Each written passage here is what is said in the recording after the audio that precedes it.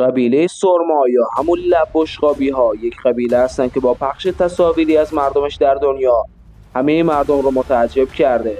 این قبیله که در دره اومو در کشور فقیر اتیوپی زندگی میکنن امروز تبدیل به موضوعی برای صحبت، عکاسی و حتی جذب گردشگر در تمام دنیا شدن.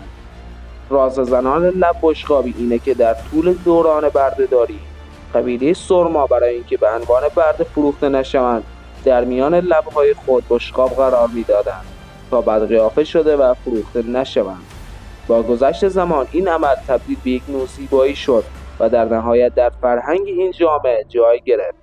زنان این قبیله از سنین پایین حلقه‌ها و بشقاب‌های بزرگی را درون گوش‌ها و لب‌های خود جاسازی می‌کنند و در هنگام ازدواج یا زمانی که خود را برای مراسمی مذهبی آماده می‌کنند این بشقاب‌ها را در میان لب‌هایشان قرار می‌دهند.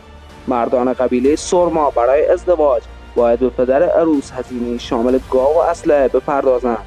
اگر زنی بشقاب بزرگتری در میان لب‌هایش داشته باشد هزینه ازدواج با او گرانتر بوده و البته اون زن بهتریه.